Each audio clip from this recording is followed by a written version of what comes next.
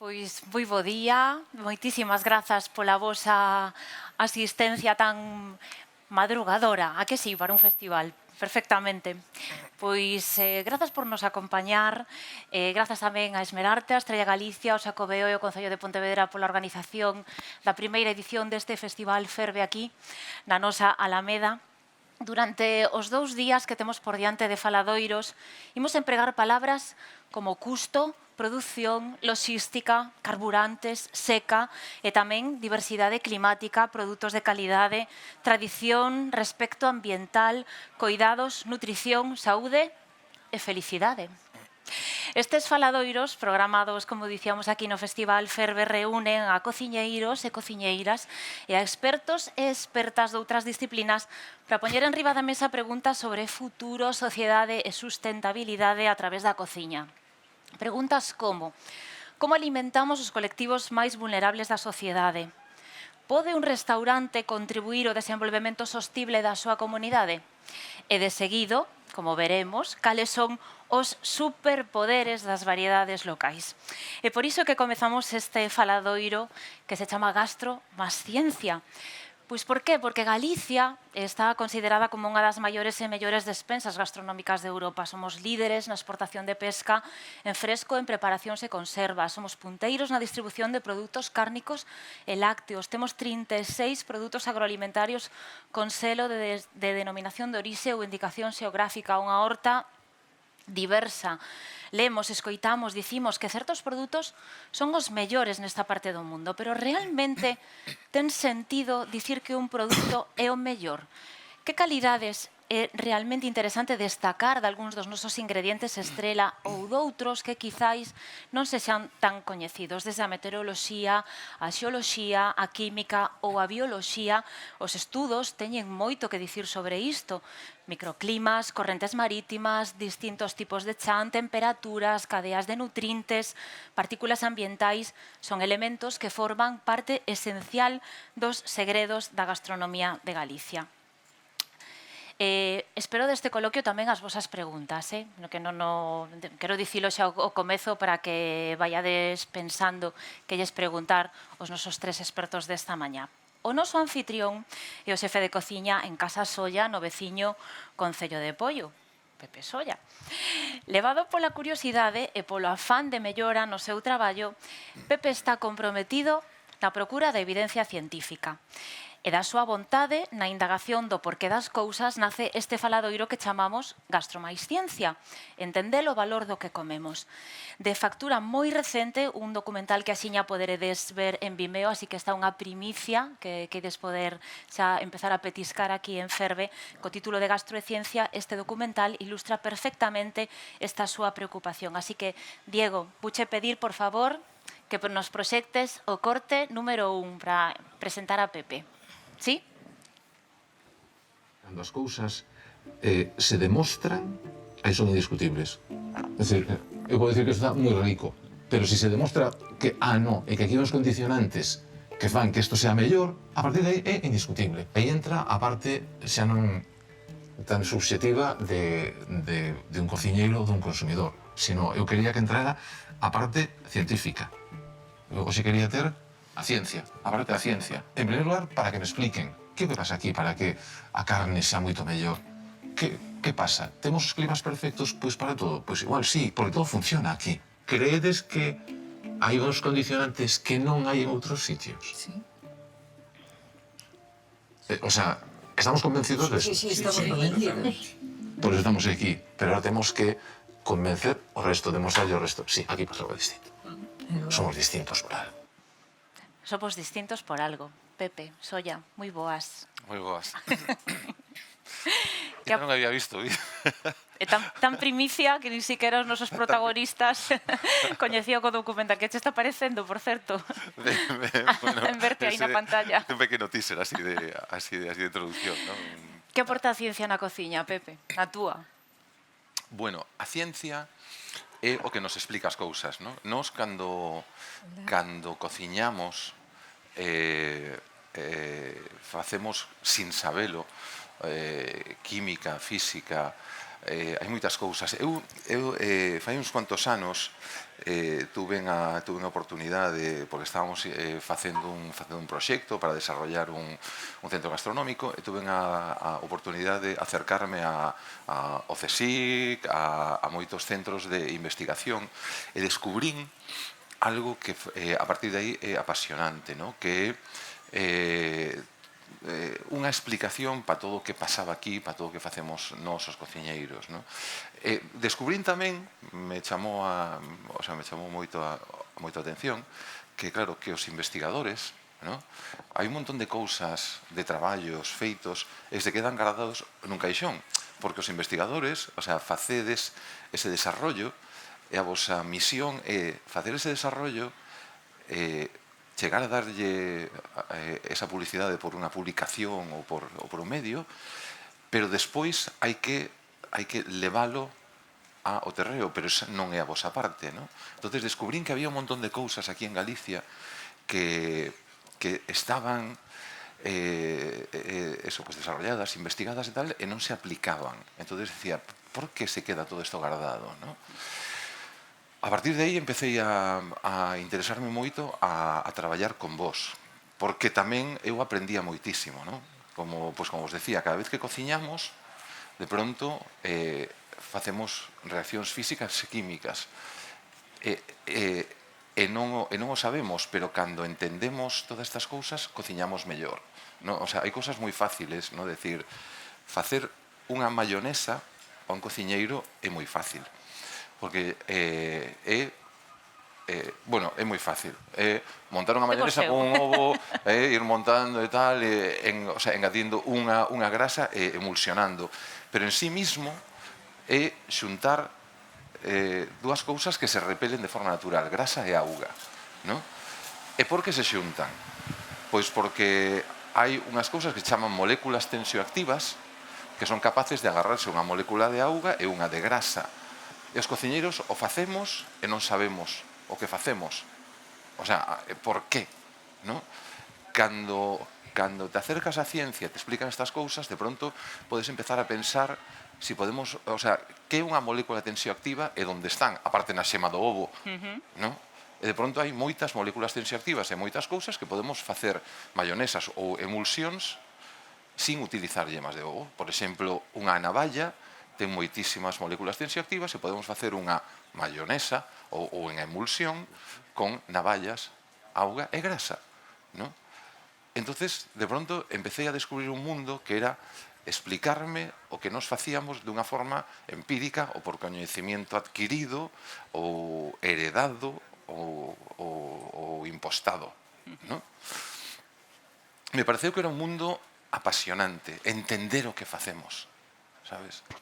Entonces, obsesioneime, en certo modo, con todas estas cousas.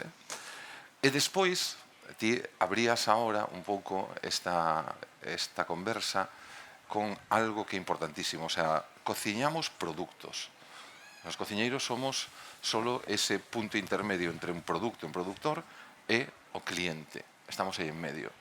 E sabemos moi pouco acerca dos produtos. Entonces, en Galicia, certo, temos unha despensa increíblemente maravillosa. Creo que todos os que cociñamos en Galicia temos a sorte de cociñar no mellor territorio posible do mundo. E me atrevo a decir, así, o sea, é un pouco, tal vez, un atrevemento pois pola miña parte, pero é certo, o sea, penso que estamos no mellor territorio do mundo para ser cociñeiro, o cual nos fai ser máis fácil, ¿no? Entonces digo, pero por qué? Que pasa? Este documental que fixemos nace da miña intención de demostrar que en Galicia pasa algo, porque se eu digo que sí, Galicia é maravillosa porque as carnes son fantásticas, os peixes, os mariscos, as hortas, as verduras e tal, pero si hai unha razón científica de por que isto sea así, a partir de aí pasa a ser indiscutible. Porque ti me podes decir, claro, ti eres galego, ti te sientas moi orgulloso, sempre estás dicindo que temos o mellor, que é certo, o fago. Pero é que pasa si de pronto demostramos que hai unha circunstancia para que se dé que aquí todo se desarrolle de forma mellor. pois imos empezar a poñer as verdades sobre a mesa e para iso pois voulle pedir tamén a noso querido Diego que nos poña o segundo corte que temos preparado dese documental xa para darlle a benvida a Ana Laje. Cando queiras, Diego. Eu sempre digo, sería aburridísimo cociñar en un sitio en donde a climatología era moi estable. Gustaríame para vivir a algún sitio similar, Claro. ¿sabes? Pero No. non para cociñar, porque entonces perdes toda esta temporalidade o da... E a estacionalidade. Claro. A variabilidade climática de Galicia é tanto unha variabilidade espacial como temporal. Variabilidade espacial porque é como un mosaico de altos e baixos, zonas de características moi diferentes, unha orografía moi diferente. Non temos altos cumios, pero que temos é un relieve moi diferente. Pero logo tamén variabilidade temporal, porque temos unhas estacións meteorolóxicas absolutamente marcadas, cada unha cunhas características, e temos que vivir con esas estacións. Por exemplo, eso no Mediterráneo apenas existe, non hai 4 estacións como tal diferentes, está claro. Ana Laje é física e informática e desenvolve o seu labor profesional en Meteo Galicia desde 2001. Ana, é a diversidade climática do país o que marca a calidade dos produtos galegos? Pois a verdade é que ten moito que ver, porque como comentaba Pepe, esa variedade de produtos veñen dadas entre outros puntos, como pode ser a parte das características do solo, por exemplo, pero pola climatoloxía e sobre todo pola variabilidade climática. Como comentaba eu aí, hai unha variabilidade espacial que ven fundamentalmente indicada ou dada polas variacións no relevo. É certo que non temos altas montañas, pero o que temos é como un mosaico, como un puzzle de pezas distintas de distintas altitudes. E, ademais, aparte de haber estas singularidades que van dar lugar a singularidades climáticas, tamén é importante sinalar a orientación das serras en Galicia. E iso é fundamental, que é unha orientación de norte a sur, porque vai a ser eso que vai marcar as diferencias en canto a pluviosidade. Por exemplo, a maior parte das frontes en Galicia veñen, como xa sabemos, do Atlántico. Entón, son frontes que se moven desde o oeste ao leste de Galicia e nesas altitudes, nesas serras, nas litorais, logo na dorsal galega e logo, por último, nas serras orientais, en cada unha delas prodúcense forzamentos orográficos, de forma que a barlovento desas serras danse uns totales de pluviosidade, de chuvia moi elevados e a sotavento hai sombras pluviométricas, que como Pepe sabe moi ben, nesas sombras pluviométricas é onde coinciden, por exemplo, coa zona do Ribeiro ou, mentres que pola contra, en zonas de alta pluviosidade, pois temos a zona das Rías Baixas, pero outras que aínda teñen precipitación máis alta, como poden ser, por exemplo, a zona de Negreiras, Santa Combas, logo Serra do Suído, e hai esas diferencias tan importantes. E outro factor que marca as diferencias é a distancia ao mar. Esa distancia ao mar o que nos vai graduar vai ser a temperatura, a diferencia tamén entre día e noite, que pode nos parecer pois que non é moi importante, ten gran importancia tamén, por exemplo, en factores como pode ser a maduración das uvas para a produción do viño. Unha diferencia de temperatura día-noite marcada pois dá lugar a que esa maduración sexa máis lenta. É dicir, todo ten as súas consecuencias. Como comentaba aí tamén, algo moi característico da nosa zona de Galicia que hai que entendela dentro do que é o marco das latitudes medias, pois é a estacionalidade. Aquí temos unhas distintas estacións moi marcadas que, por exemplo, na zona mediterránea, pois non existe esa gran diferenciación, non? Aquí e con esas estacións tamén penso que hai que vivir con elas, como decía eu aí, no sentido de que en cada época do ano temos que aproveitar pois para consumir esos produtos que son propios desa estación. e que veñen dados pois, polas características de temperatura que hai xustamente nesta estación que dan lugar a que haxa eses produtos e non outros. Está claro que iso de dicir que en Galicia sempre chove, ademais de que non é certo, é profundamente inexacto, como acabamos de comprobar contigo, Ana. Sí, realmente hai soamente un 6% do territorio de Galicia hai precipitacións de máis de 1.600 litros por metro cadrado ao ano. E mesmo temos algunha zona, como por exemplo na Ribeira Sacra, no que tanto na zona do Miño da Ribeira Sacra estaríamos falando de 900 litros en media de chuvia ao ano. E na zona do Sil, en torno aos 600 litros. Eses totales de precipitación son típicos de zonas que teñen clima mediterráneo. Ben é certo que é unha pequenísima porción do territorio galego, sería un 3%. Quédanos por presentar o noso terceiro poñente, e tamén o vou introducir cun fragmento do documental Gastro máis Ciencia, porque aínda que Pedro non participa, si se aborda nel de algunha maneira o asunto do que ti, Pedro, es especialista. Así que, Diego, por favor, o terceiro corte do documental, cando poidas. Pero igual toda esa cultura nosa do minifundio incluso nos axuda a obter o mellor menos, o sea, menor cantidad de producción, pero maior e mellor resultado. O ideal sería consumir o que producimos localmente. A nosa gran fortaleza é esta. É eso, sí. Galicia calidad. O sea, Sí, sí. primar a calidade por encima da cantidade e logo chegaremos hasta onde chegaremos, pero por lo menos co que chegamos Claro. é moi bo. É moi bo, sí. É isto que temos que creo que valorizar sobre todo, ¿no?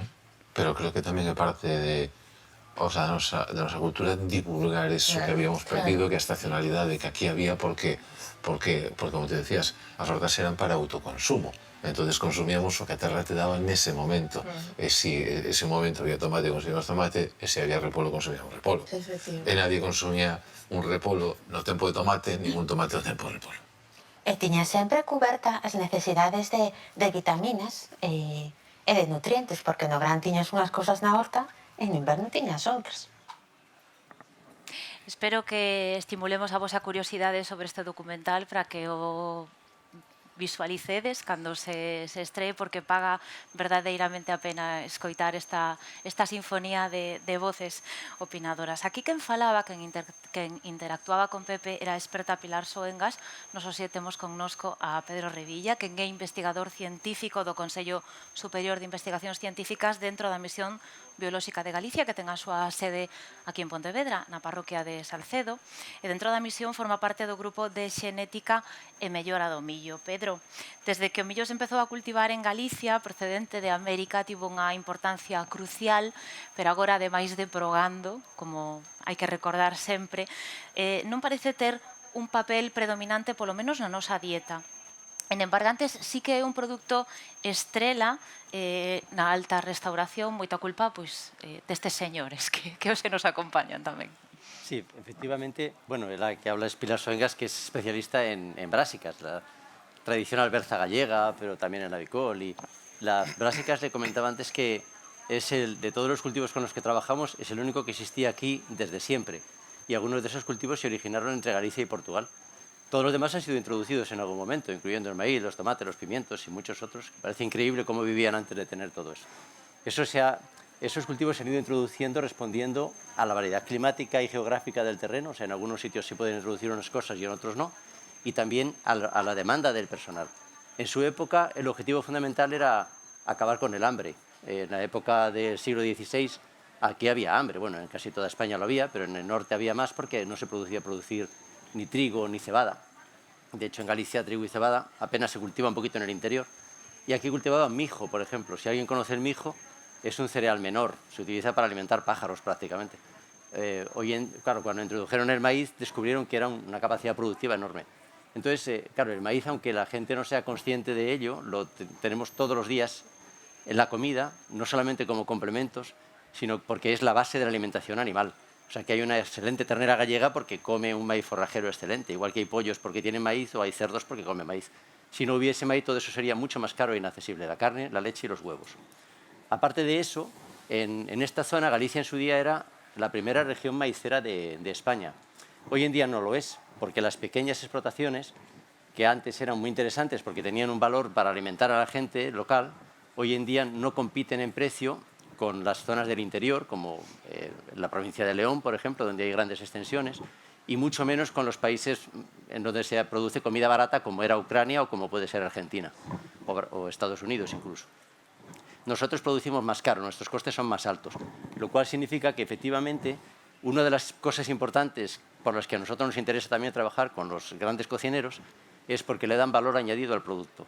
O sea, no producimos cantidad, pero sí calidad. Y ahí sí que somos competitivos. O sea, podemos producir unas hortalizas de primera calidad. El clima es excelente, el suelo es excelente y los productos de aquí son excelentes por esas razones, básicamente. Luego, la selección que ha hecho las personas también ha sido determinante, porque cuando se introdujo aquí cualquiera de esos cultivos que he dicho, los tomates, los pimientos o el maíz, o la judía, las personas que vivían aquí tenían sus costumbres, sus necesidades y su clima. Entonces adaptaron todas esas variedades a esas condiciones en las que vivían y a esas necesidades que tenían. Como consecuencia de eso, generaron una diversidad espectacular. Y tenemos pues, mayor variabilidad en Galicia de un cultivo como el maíz que en todo el resto de España junto, por ejemplo, ¿no? De hecho, la variabilidad que hay de maíz en España es mayor que todo el resto de Europa junta, aunque tengamos menos variedades. Entonces, bueno, es un valor al que se le puede explotar. Luego, con el tiempo, pues cuando empieza a haber una demanda social, por ejemplo, cuando empezaron a aparecer los grandes cocineros por allí, por la misión biológica, pues era como, ¿qué tenéis? Y claro que tenemos cosas. La cosa es que alguien las quiera utilizar para hacer algo interesante con ellas, porque será por ideas. No suele ser fácil meter un producto nuevo en el mercado. De hecho, por ejemplo, no comprendo por qué el maíz dulce no ha tenido tanto éxito aquí como la Coca-Cola, siendo que la Coca-Cola es mala para la salud y el maíz dulce es bueno para la salud. E ache preguntar se é o próximo, o millo doce, o próximo que vai pasar o limpo dos superalimentos. Bueno, superalimentos como tal, el único superalimento es una dieta equilibrada y saludable, ¿no? Pero consumir productos vegetales poco procesados es la base de esa dieta saludable. Entonces, todo lo que sea consumir frutas y hortalizas siempre es beneficioso. Y aquí la producción de fruta y hortalizas, como se puede ver, en algunos casos es mucho mejor que en otros sitios, de mucha mayor calidad e incluso competitiva en calidad, como puede parecer con el kiwi, por ejemplo, ¿no? Y, bueno, pues a lo mejor con las naranjas no podemos competir tanto, con los limones igual. Así que decir que esto hay que buscar en los productos en los que nosotros efectivamente podemos ser mejores que otros, más competitivos. Pepe, teñoche escoitado dicir que a horta galega é a gran descoñecida, a tapada. Estades os cociñeiros cada vez máis preocupados por introducir elementos verdes nos vosos menús? Bueno, os cociñeiros o que estamos preocupados é por ter un abanico o máis amplio posible para nos traballar, ¿no? É dicir, como se me dices, o sea, un pintor vai a traballar solo cos colores primarios ou lle das tamén un marrón, un azul ou un lila. No, o sea, cantos máis teña, máis cousas mellor se vai a poder expresar, ¿no? Entonces, creo que estamos obsesionados por buscar cousas e valorizar. Ti comentabas algo, claro, que creo que en certo modo por eso eu empezaba a charla contando esta relación que había tido fai anos e cando me acerco un día pois ao CSIC que veo a cantidad de cousas que hai desarrolladas e non aplicadas preocupábame tamén, porque digo, é que eu quero ter unha paleta moi amplia, ¿no? Entonces, a horta en Galicia, bueno, creo que foi sempre a gran tapada, porque claro, o peixe e o marisco é tan excepcional, a carne tamén e tal, é que a carne e a nosa cultura, pois a carne, pois polas vacas, polos capóns, polos galos, por certas cosas e tal, por moitas aves, e de pronto casi nadie falaba da horta, ¿no? E temos un valor inmenso desta horta e unha capacidade para producir cultivos moi diversos, polo que ti comentabas, Ana, porque a nosa climatoloxía é tremendamente diversa. Isto nos permite que cultivos de pronto como kiwi, ¿no? Que son de zonas que a priori non pensaríamos en eso en Galicia, zonas tropicales, como kiwi se desarrollan moitas cousas. Hai xente que me está dando, froita pasión, que ten cultivada e que se desarrolla de forma excepcional aquí. Digo, temos esa diversidade que nos permite, ¿no? Ampliar. Entonces creo que os cociñeiros temos a responsabilidade de intentar divulgar, axudar colaborar a que de verdad utilicemos e cada vez ampliemos máis os nosos recursos. Este que se chama recurso limitado, por sorte, tamén temos a capacidade, no, de nos crear os nosos recursos tamén en certas cousas, é dicir, así como estou totalmente en contra acerca do mar, non quero crear, o sea, creo que temos que saber explotar, saber, cando digo explotar, é con responsabilidade, vale? Porque eles viven nun perfecto equilibrio e nós tentemos a rompelo, a desgracialo, entonces aí sí que podemos agotar. Pero no caso do tema de cultivos, sí que podemos nos contribuir a cada vez abrir máis. Dá un pouco de medo a palabra que ti decías antes, o de superalimentos, ¿no? Cada vez que se fala dun superalimento, a xente se tira en masa a coller, entonces precisabas moi ben. O sea, o superalimento é ter unha dieta diversa e moi equilibrada. Sabes, porque de pronto falaban o bimi é un superalimento, entonces todos os supermercados empezan a ter bimis, os cociñeiros cociñan bimis e parece que só íbamos a comer bimi. No, o sea, isto é un gran error, ¿no? Entonces o millo, que quero borrar esa palabra de superalimento. Conseguí provocarvos, venga. No, porque me parece tremendamente erróneo, sabes, porque aparte nos obsesionamos sempre con estas cousas, entonces, o sea, que solo queremos alimentarnos a base de ese superalimento. No, estamos de coña, no, o sea, creo que o bonito o sea, de ser cociñeiro e consumidor, que, ollo, o sea, é moito mellor ser consumidor que cociñeiro, isto lo digo en serio, o sea, palabra que desde este lado dos fogóns, ¿no? Sí, o sea, entonces creo que esa diversidade, entonces Galicia, temos o potencial, aproveitémolo. O sea, non nos obsesionemos con ir a por algo, a por unha cousa, ¿no? Palabra que, bueno, que o que necesitamos é que vos sigades eso desarrollando cousas. E o noso potencial, o de Galicia, é ir a calidade. É certo que non podemos competir con as grandes produccións de interior, pero o primeiro é que non queramos competir con eles, senón a nosa competición é outra. A nosa competición é, bueno, igual que o millo doce, tendes ese chícharo que, por certo, que é a única verdad que hai respecto ao guisante lágrima. Todos son mentira. Todos os que non venden en toda España. Isto vascos e cataláns me van a crucificar, pero unha realidade. Son variedades que as recollen tempranas. É certo, non? E tendes aí unha variedade que é ese chícharo bagua, que ese sí é un guisante lágrima real, e con todo o desarrollo cando vamos a comer, e cando comemos é increíble, excepcional. Entonces a nosa guerra tamén é decir, no, é que o noso é moito mellor. Vale, producimos menos, pero o que o disfrute, que de verdad sepa o que está comendo, non? Poñer en valor todo isto creo que é unha labor de todos nós, é unha responsabilidade co vosso traballo. Unha responsabilidade de... Es que esto que decías del guisante bagua, que efectivamente no todas las variedades sirven para cualquier cosa. Por ejemplo, ahora el pan de maíz se hace con cualquier harina, harinas que son para pienso. No tiene nada que ver con lo que espero que podáis ver el lunes, unos panes de maíz de calidad, hechos con variedades que la gente ha seleccionado aquí durante 300 años para hacer pan de maíz. O podría pasar con el baby corn, o el mini maíz, bueno, no sé exactamente cuál sería el término aquí. El mini maíz, cuando empezasteis a probarlo, probamos, yo daba muestras de muchas variedades distintas, porque tenemos 200 variedades y más que podamos conseguir, ¿no? Y la que resultó elegida fue la mejor, la que todo el mundo dijo, esta es la mejor calidad, la más. Entonces, esa es la variedad adecuada para eso. Uno puede comer mazorquitas de maíz de cualquier sitio, pero no van a ser ni parecidas. O uno puede comer guisante inmaduro de cualquier variedad, pero claro, la seleccionada es la buena, ¿no? No es, o con el pan de maíz, quiero decir, cualquiera de estas cosas hay que pensar en lo que es, ¿no? No vale cualquier cosa para todo, no. Entonces, ahí el tema de la selección es muy importante. Una cuestión que me preocupa sobre el clima es que ahora con estas variaciones que estamos teniendo de cambio climático, claro, nosotros nos estamos preparando para algo que antes nadie pensaba en la sequía aquí, ¿verdad? Ahora la sequía es importante a nivel global, pero también aquí. Bueno, a ver, aquí en Galicia ha habido sequías. Lo que pasa es que muchas veces parece que lo que sucede es lo que aparece en los medios. Pero concretamente este año 2022 nuestra memoria es restringida, muchas veces yo digo que tenemos casi memoria de pez, ¿no? Pero los datos están ahí. Cuando vamos a los datos nos encontramos con un año muy similar a este es el año 2017.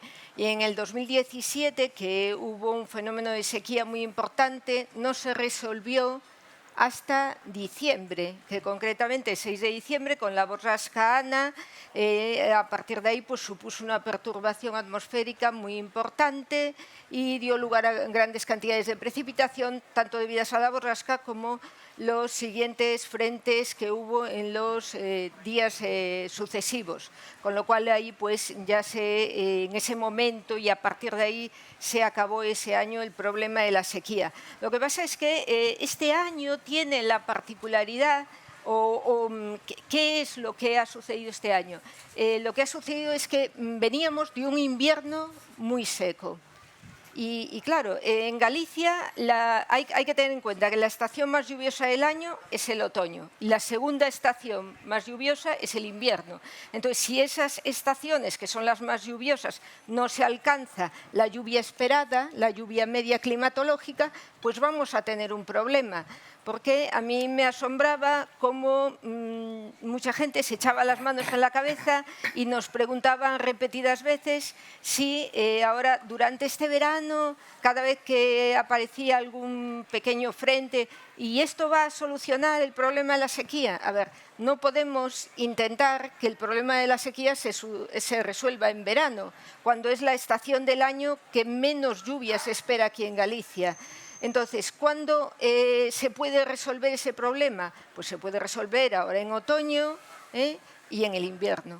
Entonces, ¿cómo por ahora, en lo que llevamos de este otoño, del otoño climatológico, que llevamos, bueno, pues ni un mes siquiera, pero sí que es verdad que ya estamos viendo una gran diferencia. Ya hemos empezado a tener frentes atlánticos, con lo cual ahí ya tenemos una esperanza de que todo vaya a mejor.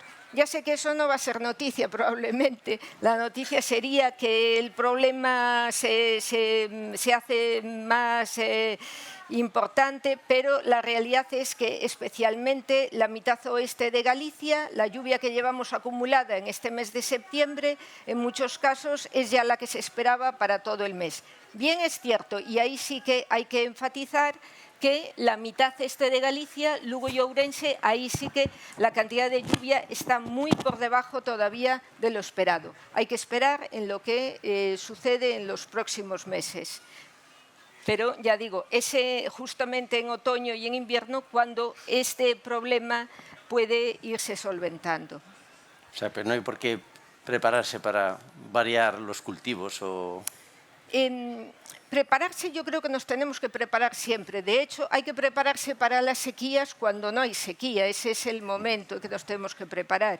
Y de todas formas, por ejemplo, intentar que los cultivos y buscar variedades que sean menos consumidores del agua, eso siempre va a ser positivo. Y desde luego, cultivos que sean también más resistentes a temperaturas un poco más altas, porque el cambio climático lo que va es en el sentido de que las temperaturas pues van subiendo y cada año nos encontramos pues con veranos más cálidos, con inviernos más cálidos.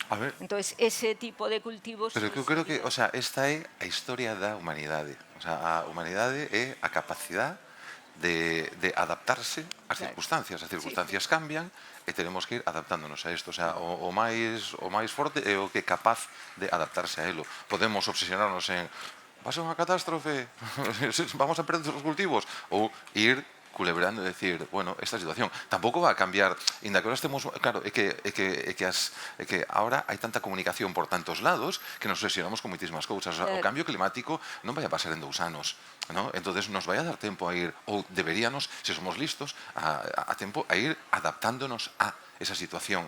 Non ten por que ser por ser un problema. O único, sempre nos venden isto como un problema, ¿no? Entonces creo que a nosa misión é saber un pouco ir conxugando cale a circunstancia, ¿no? E se hai que ir cambiando cousas, tenemos que ir cambiando cousas. O problema sería que non fóramos capaces, ou que non quixéramos, ou que o que nos queixáramos simplemente, que isto é moi noso tamén. Gústame, iba a comentar antes, porque fixo gracia o de memoria de pez. Me encanta o resto de memoria de pez, porque eu creo que son moitos máis listos que nós. Teñen unha memoria corta porque só van a recordar o que é realmente interesante. Nos obsesionamos con tratar de recordar todo, entón así consumimos a nosa memoria. É genial ter memoria de pez. É dicir, que vou recordar o que realmente vale a pena. O resto podemos olvidarlo, ¿no? Es que o noso disco duro tamén é limitado. Entonces, tampouco hai que obsesionarse por recordar todo. Non, obsesións non perdamos de vista a perspectiva. En calquera caso, eu tamén quería aproveitar este momento, xa que Pedro me virlou a pregunta sobre a seca, entón agora vou vos preguntar a vos se hai algunha cousiña que queirades comentar cos nosos convidados. Non sei, pensastes nalgo que vos apeteza dicirlles? Esa é sempre unha situación super complicada, ¿no? Nunca se no, sabe. Es que alguén quere preguntar e tal, entonces estás aí, o sea... Hai unha pregunta. Sí. Hai unha fórmula fantástica. Reparte cervezas e verás como empezas a dar un pouco a... Non, pero xa está. Ana? Encantada.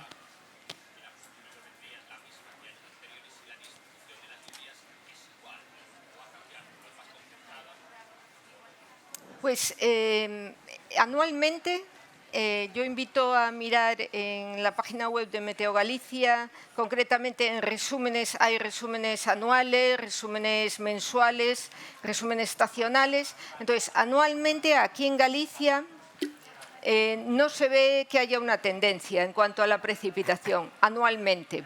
Estacionalmente tampoco. Podemos ver un gráfico de primavera, un gráfico de otoño de todos los años y no se ve que haya una tendencia a una disminución de la lluvia ni a un aumento. Años muy secos van seguidos de años muy lluviosos y no se ve una tendencia. ¿Qué tendencias podría haber? Quizás a otras escalas, quizás a escalas más pequeñas. De hecho, se está trabajando bastante en estos temas, en investigación, en mirar en escalas menores, por ejemplo, escalas horarias fundamentalmente. Pero en grandes escalas no lo estamos viendo. De todos modos, hay que ver que todas las tendencias que escuchamos en cambio climático, por ejemplo, en el aumento de la temperatura, que la temperatura global de la Tierra vaya a aumentar, no quiere decir que en un sitio concreto donde vivamos, en ese sitio se detecte también ese aumento. ¿De acuerdo? Son siempre a niveles globales. Y también, ya que tengo la oportunidad, me gustaría comentar que cuando hablamos de cambio climático, las tendencias son, como comentaba también Pepe, cuidado, son tendencias en escalas de 30 años. Es decir, no podemos decir, pues este año llueve menos que el año pasado, es el cambio climático. No, pero si vemos efectivamente que en una escala mayor de tiempo se empiezan a suceder años como este, pues entonces ya veremos una tendencia y eso sí que lo podemos pues ya buscar cuál es la causa de esa situación. ¿De acuerdo? Me alegro que os datos estadísticos borren esta sensación que nos provocan todos os medios estar dicindo no, é que ahora chove menos e tal, entón xa automáticamente este ano foi moi seco, foi moi malo, hai un cambio climático, non sei que, logo resulta que ti dis que por estadísticas que os cambios son mínimos, é certo, un ano pode ser un pouco máis seco, outro menos, pero eso pasou sempre durante toda a historia, e en global non hai un cambio significativo como para empezar a... Sí. ¿no? A ver, en canto a precipitación, en canto a temperatura, sí que podemos ver tanto a nivel anual como nas distintas estacións, como sí que se está vendo un aumento de temperatura, de acordo? Pero é que unha cousa é a variable temperatura e outra cousa bastante máis complicada é a variable chuvia tamén. A variable precipitación é unha variable moi complicada, moi difícil de tratar con ela, todos os estudiosos pois saben de que se trata esta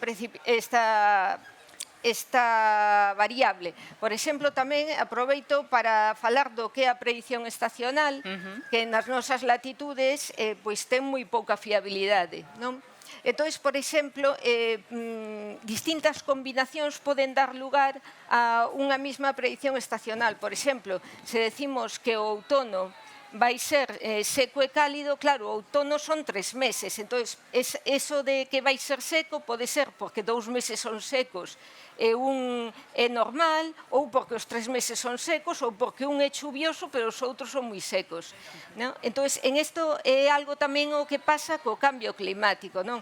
Que aínda que a tendencia xeral sea nun aumento da temperatura, eso non quere decir que todos os anos esteamos vendo ese aumento de temperatura, por exemplo. Vale. Bueno, precisamente, nosotros estamos trabajando en tolerancia, o sea, en mejorar variedades tolerantes a la sequía desde hace tiempo. En principio era pensando en los países mediterráneos, es un proyecto común con varios países mediterráneos. A priori yo la sequía en Galicia tampoco me parecía tan relevante, aunque sí que hay una sequía estival, claro, para cultivos como el maíz eso puede ser importante. Pero yo sí que hice unos análisis de 40 años de datos climáticos de nuestra estación y había unas tendencias significativas a un clima más extremo, o sea, las temperaturas máximas ligeramente más altas, las bajas ligeramente más bajas, y luego la distribución de la lluvia más irregular, más concentrada. Lo cual en el caso de los cultivos de verano puede ser realmente importante porque hoy en día cualquiera que vaya por el campo ve cantidad de campos de maíz que están totalmente perdidos. Claro, porque este año es un año de ejemplo de sequía, claro. De hecho, haría falta que lloviese, pues al menos que la estación de otoño fuese normal o incluso se podría solucionar ya si lloviese como un 30% más de lo esperado. Este año es un tipo Vou dar ejemplo. un dato estadístico tamén, como ti falabas das estadísticas, ¿no? Da miña sensación respecto a este verán, respecto ao pasado verán, é que este verán tuve que suspender os mismos domingos que o pasado verán, co cual, para mí, Por chuvia. por chuvia, sí, foi igual, foi o mesmo, non hubo cambio, para que pense que... Eso tamén é un dato interesante. Sí, As sí. estadísticas están para logo pues, confrontarnos É verdad. e darnos pues, nos morros Na realidade. da nosa sensación. Suspendín os mismos. Porque, é certo, perdón, suspendín 3, pero un equivoqueime. Entonces, o sea, foron 2 reais os Sí, que porque chove. tamén ás veces parecía que iba a ser unha cousa e logo foi Sí, outra. Pero o millor Sí. foi culpa nosa ou non? No, o sea, o que decir, o que suspendo no, fun eu. quero decir, O que suspendo fun eu. No, foi, pero quero decir foi que o millor a suspensión foi por unha predicción meteorolóxica ou non? A ver, eu, como levo tempo xa falando moito con vos e traballando con vos e tal, xa sei que as prediccións, como ti dices, en Galicia son moi complicadas, Son porque os frentes complicadas, sí. son moi cambiantes, e este último frente, o do día 11, movíase, ademais, moitísimo máis con menos exactitud ou previsión, porque viña orixinado Por por unha Extaniel. cola dun furacán, non sei que, entonces a partir de aí eu non podo culpar a ninguén, o que decidiu suspender fun eu, entonces eu asumo sempre as miñas situacións, eu collo datos e decido, a partir de aí non podo culpar a ninguén, isto primeiro, así que descárgate a responsabilidade. Bueno, que foi noso, claro. Eu non sei No, se- en absoluto. Non sei se hai un pobo tan interesado pola meteoroloxía como os galegos. Ana, digo eu que parece que traballo nunha estación meteorolóxica porque estou no, todo pero, o tempo. Claro, pero palabras que non podes imaginar a sorte que temos destas situacións, as meteorolóxicas, ¿no? Porque ahora estamos falando sempre pues, de horta, pero a razón de por que o peixe o marisco aquí é moitísimo mellor que en outros sitios ten moito que ver coa nosa situación meteorolóxica, por esas correntes, eses frentes que moven as augas. Isto eu aprendino tamén gracias a eles, ¿no? Porque decía, por que pasa, ¿no? Entonces, un geólogo explicoume como é a nosa forma do noso cantil aquí en Galicia. É dicir, alimentos e peixes hai en todo o mundo, ¿no? A situación que de pronto aquí se dan unhas circunstancias para que se removan tanto que eses alimentos se poñan no sitio adecuado para que os peixes os podan comer. Logo, a nosa orografía en cuanto a esas islas atlánticas que fan como unha especie como de protector para que esos alimentos tamén dentro non se movan e desaparezcan. Entonces todo eso provoca que teñamos un peixe maravilloso, ¿no? Entonces creo que o que se queixe da nosa climatología é porque ou non lle gusta comer ou non é cociñeiro, sabes? Ou non é consciente, tamén pode ser, de todas estas circunstancias, de que influe tanto en que seamos o que somos gastronómicamente, que o que temos que dar é gracias a que teñamos todas estas frontes que de vez en cando nos meten unha batida. A todos tamén, sabes? Que un pouco de chuvia tampouco nos senta mal a nadie, limparse a base de chuvia tamén está ben, ¿no? Claro Pero todas esas circunstancias é o que fai que todo isto sea maravilloso. O sea, si non queres ter isto, entonces cámbiate de sitio. Porque, no, o sea, non me pidas que cambie esto a nas circunstancias, sino que cámbiate de sitio, sabes? Que é máis fácil. Bueno, Non sei se por No, no. alusións, Ana Bodo, temos que ir rematando, pero querías apuntar seguramente sobre o que acaba de mencionar Pepe. sí, Marisco. quería mencionar que efectivamente temos o mellor marisco do mundo, como decía Pepe, por que chegan eses nutrientes, por que chegan aquí eses silicatos, os fosfatos, por exemplo, aquí nas Rías Baixas. Isto ven dado pola situación dos afloramentos. Que quere decir eso? Quere decir que en situacións de estabilidade anticiclónica, bueno, o clima de Galicia ven condicionado, entre outros factores, pero de forma moi importante pola situación do anticiclón dos Azores. Entón, cando este anticiclón sube en latitude, que sucede no verán e na primavera, pois Galicia ten, como temos hoxe, por exemplo, circulación do Nordés. Que fai esta circulación do Nordés? Pois fai que na zona das Rías Baixas, pola forza de Coriolis, pois o que a capa superficial da auga se separe da costa. E entonces, que o que sube? Suben augas moi frías. Por eso, cando vamos á praia aquí e temos nordés, pois temos un día maravilloso de sol, pero a auga está moi fría. Pero eso tampouco nos debe levar a queixarnos. Ao contrario, hai que pensar que esa auga tan fría ven de zonas, ven de profundidades que ven cargada de nutrientes, de fosfatos, silicatos, nitratos, e este é un boísimo alimento pois para ese marisco, para eses peixes. De acordo? E tamén, aproveito rapidísimamente para comentar tamén a asistencia das rías. A asistencia das rías é magnífico tamén para que toda esa poboación de marisco e de peixes encontren aí unha zona protexida. Non temos unha costa como, por exemplo, a costa portuguesa que queda ao lado das Rías Baixas, que é unha costa moi lineal, aí os temporais azotan con moita forza, con moito vento, con moita ondaxe, non poden vivir toda esa poboación que, en cambio, aquí nas rías pois encontran o sitio perfecto pois para vivir, reproducirse, alimentarse. Entendedes agora porque eu estaba sempre moi obsesionado con estar cerca deles para que me explicaran estas cousas. É dicir, que pasa aquí? O que eu decía en ese documental, digo, é que hai unhas circunstancias especiales que non pasan ao outro lado. É dicir, en Portugal, que está aí ao lado, as frontes entran igual que aquí. Entran prácticamente igual que aquí, non? Pero de pronto non teñen esa estructura, esa xeología que lle dá esa protección para que toda esa vida poda desarrollarse e seguir vivindo cómoda. Entonces optan por vir para aquí, non? Entonces hai moitas circunstancias que nos fan. Entonces, a partir de aí é cuestionable que o noso sea mellor? No, porque hai unhas circunstancias naturais que se dan para elo. ¿No? Entonces, eso que decía que, por eso, a ciencia é os que tedes que refrendar as nosas sensacións. E a partir de aí, facelo incuestionable. É dicir, é unha realidade. O sea, eu non é por ser galego orgulloso, non. É que hai unha circunstancia que nos leva a elo. ¿No? Pois con estas evidencias sobre a mesa temos que rematar porque Pepe ti tes que ir a cociñar. Despois aquí tamén vai haber unha demostración de cociña ao vivo. A programación de Ferve segue, está no punto, así que moitísimas grazas Pedro, Ana, Pepe polas vosas explicacións e por esta conversa tan enriquecedora que acabades de manter, e a todos e todas vos pola vosa atención e asistencia. Moitísimas grazas.